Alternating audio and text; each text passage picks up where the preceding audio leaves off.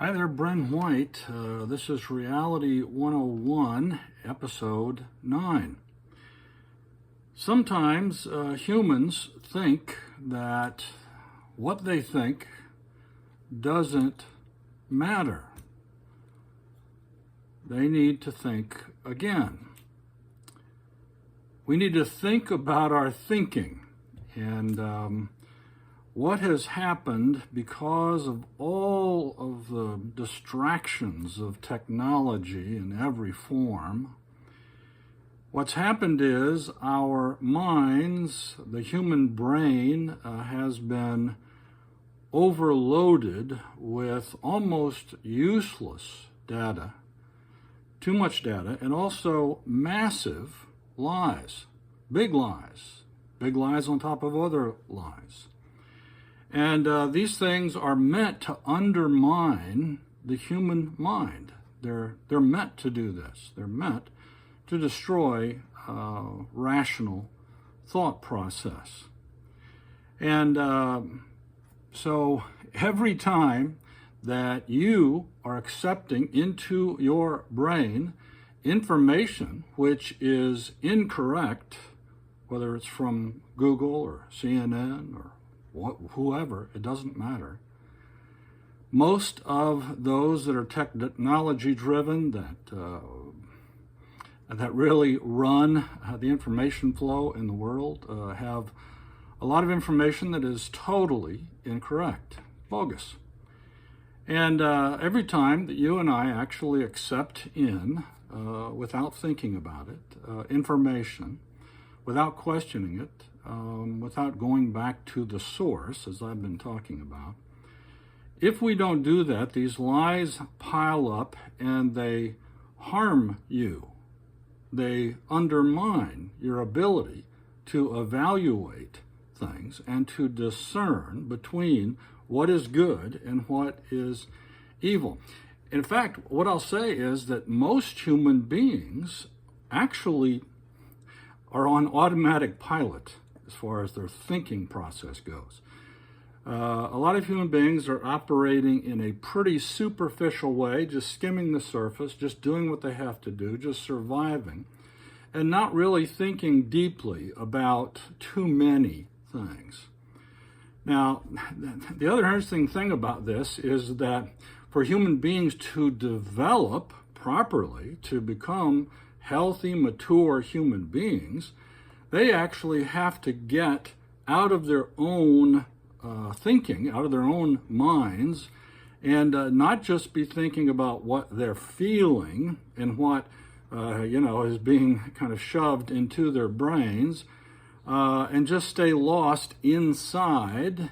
But human beings actually need to get focused outward, especially upward, in order to get the grounding, the footing necessary to begin to evaluate what is right, what is not, what is good, what is evil, what is true, and what is a lie.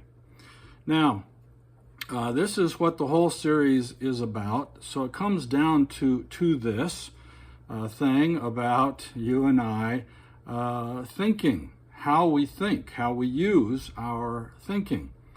And it's very interesting that Jesus and his apostles talk about this a lot. It is the main thing that they are talking about.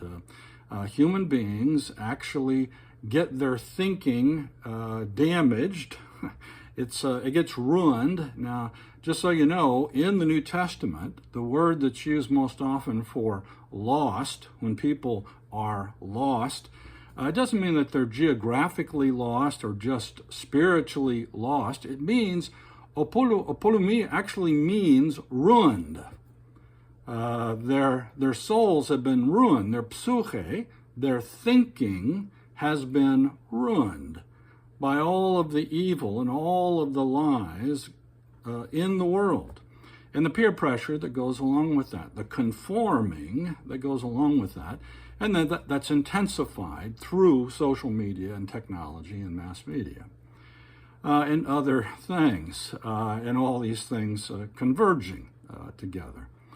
All of this really, it's a huge noise for the human mind that needs to be swept aside, needs to be dealt with in some way. And so there needs to be a changing of your thinking. There's no doubt about that. I don't even have to know what your current thought process is. If you're a human being and you've been in the world and you've been exposed to some things, our thinking gets tainted, and we have to go back and we have to revisit some things in the light of the one who made it all, who understands it all. He made it for a particular reason. Now, there are a lot of people who will try to pretend that this is not so, but it is. It is, and it's inescapable, totally inescapable. And people really, really harm themselves when they try to pursue a different orientation. They harm themselves hugely. And not just temporarily, but in a lot of cases permanently. And so you and I need to think about this. We need to think about the meaning of words. We need to think about all the things that human beings have in their minds already. For one thing, why do all human beings prefer, at least the ones that aren't ruined, prefer that there be some kind of good outcome, some kind of good ending? They want an ending point in a story that is actually good, they're looking for something. And a lot of times what happens in people's lives, why people get bitter, is because of the way they have thought about things, and they end up being disappointed over and over and over. And because they can't get out of their own heads, they really, really harm themselves and harm others. And this is where a lot of evil comes from. A lot of evil scheming is in this bitterness that happens with human beings in their thinking. Some things don't happen the way that you thought, and you're totally focused on yourself and what you want. And the next thing you know, you are, upset, have anger issues, are hateful about certain things for certain people. And you may not even be able to grasp all of what's going on inside of you, but it happens to human beings all the time. Apolumi. It means that your thinking is being ruined by the world, by all of the lies in the world, and it undermines who you are and how you can live. It actually decreases the meaning of your life. So getting to the truth and really holding on to the truth is a crucial thing. As I said, Jesus talks about this many, many times. And he talks about how the truth is like something that is a treasure that is buried in a field. And you and I seeking what is good, that's part of what we do. Human beings seek things. We seek, we search after, we pursue. That's a part of how the brain is designed by God. You and I are actually seeking because God designed in this seeking. And God actually says that if you seek him with all of your heart, you will find him. And Jesus comes talking about seeking God first. This is what your mind is actually for. The human mind is to focus on the one who made it, made us in his image, and to concentrate on how he operates, his character, who he is, what he wants, not just thinking every day about what I want, because you will end up harming yourself with this kind of self-centered thinking. Now, all these things fit together. When somebody hears the truth, and as I've said before, some people actually hear something and they know intuitively it is true, and from their experience in life that it is true. But when the truth registers, it penetrates the soul, it actually corrects, it convicts.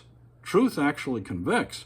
A lot of people don't want really to be searching for the truth all the time, because sometimes it convicts you of some things that are not correct in your thinking, right in your life, in your character. That is the nature of truth. Now, if you've never bumped into that and had to cope with that in an honest way, you're probably in deep trouble, spiritually, emotionally, mentally. You're in some trouble. Relationally, you're in some trouble. It challenges, it's uncomfortable. Sometimes it makes you squirm. Sometimes hearing the truth makes you angry. People who are doing evil things all the time and justifying themselves constantly, just like the Jewish leaders that Jesus dealt with from the get-go on earth, he was trying to correct them and their thinking, and they did not care for it. They got upset, they got angry, and they wanted to do other evil things. But in the end, the truth, even though it's uncomfortable and it challenges you and convicts you and then changes some of how you're operating and thinking, it frees you. The truth frees you completely. This is what Jesus Christ said. It wasn't just Martin Luther King Jr. It was Jesus Christ said that you and I are set free by the truth. The truth will set us free. And if the Son, that is Jesus Christ, sets you free, you are free indeed. Now, this is one of MLK's favorite quotes because it is one of the ultimate truths.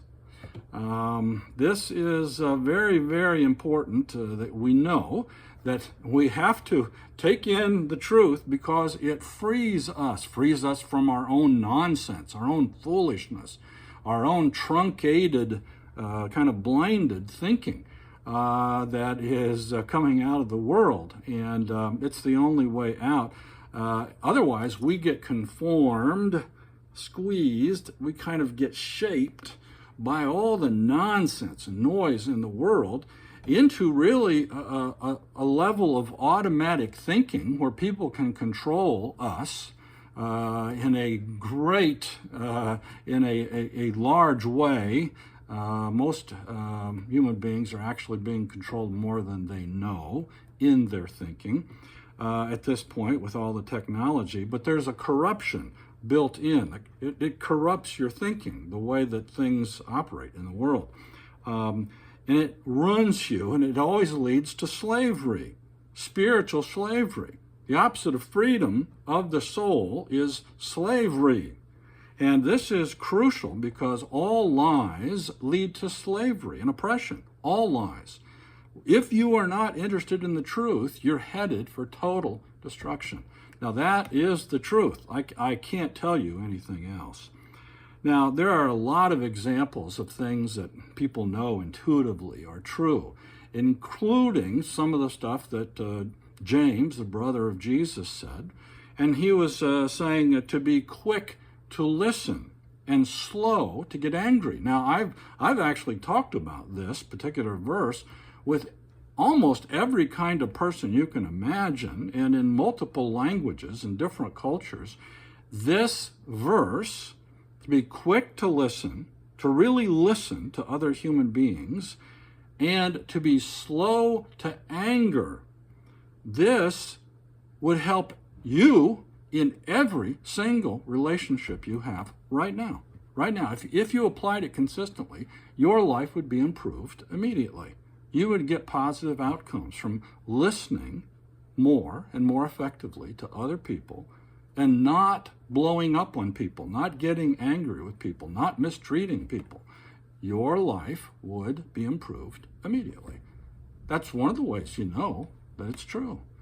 Now, there are so many examples of this. I don't know how long this series can be, but there are so many examples of this throughout the Bible, which basically represents all of what God has said, has expressed over the history of the world in his interactions with mankind.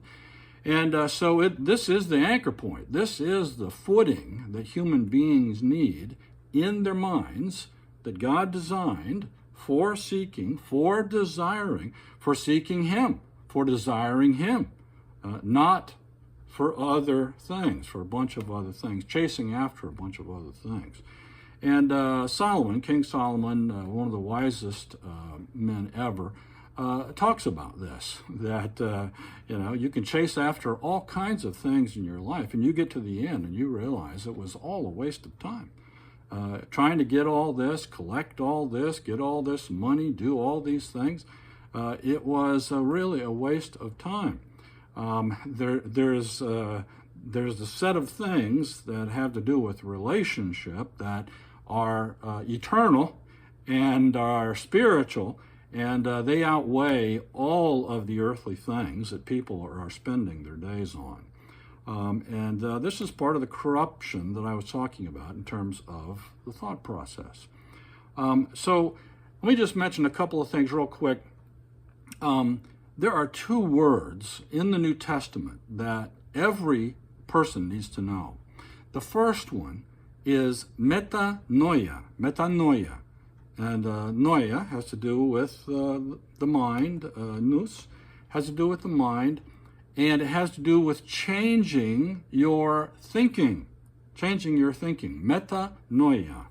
Now, this is what I just said every human being needs to do, because we read back again in Romans 12. It says you either conform to the world or you get to be freed by Jesus Christ in your thinking, and you get to be transformed by the God who put you here, and he renews your mind. That's what Romans 12:1 says. He renews your thinking. He changes your thinking. He repairs your thinking. So you have more right thinking all the time as you follow Jesus Christ and listen to him and do those things, put into practice those truths that he is sharing with human beings, so that this reparation process can take hold. Now, that's the first word. The second word is something that neuroscientists know very, very well, and it is metacognition. Metacognition. So this is, first you have to have a whole changing of your thinking, and the thing about the design of the human brain that has been really discovered, I would say somewhat recently, in modern times, and connected to neuroscience, basically the brain has the capability to monitor itself, to be aware of itself and its operations and what is coming in, and can actually evaluate all those things. And it means that the human brain can intervene on itself. The human brain has a capacity for monitoring itself and intervening on itself. You can stop yourself, this is connected to self-control, you can stop yourself from doing certain things by thinking a certain way. Metacognition. Now, this is like quality control of the human thought process. And this is very important, if you know anything about continuous improvement, this is very important for human beings in order for them to mature and to develop and to get better as human beings. This is crucial. And these things are totally verifiable. The thing that I said first, metanoia, is actually translated in a way that sounds religious, sounds a little religious, and some people don't even like the sound of it. But when Jesus says you must change your thinking, he actually is using the word that we translate repentance. You need to change the way you're thinking, because your thinking has been ruined by all the lies that you have taken in the world. Okay? Very, very important. Now, the other part of this, and we'll talk more about it next time, metacognition, it is the reality that you and I can intervene on our thinking. We do not have to just have automatic, thoughts that are basically emotionally based and coming directly jammed in our ears and our eyes from technology. We actually can reflect, stop, pause, even meditate. We can reflect on things rather than just react and react and react. We can actually stop and reflect and evaluate things to decide what is the source of that information, where did it come from, what kind of a person was that, what was he, pushing, what are his motivations, and actually in the end, we can begin to get some kind of control over what is being received by our brains in terms of information, thinking. Now, all thinking has a consequence. It comes out in actions. It comes out in your character.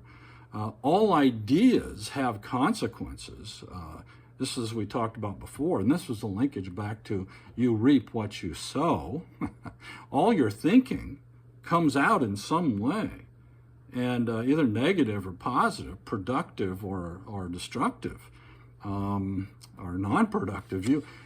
This is where human beings have to deal with reality. So I'm sharing this with you to challenge you to really think hard about what it is that you need to do in your own thinking to not just be on automatic pilot and just totally shaped by all the nonsense and noise and evil in the world. Thanks for being a part of this. God bless you. You stay strong. Bye-bye.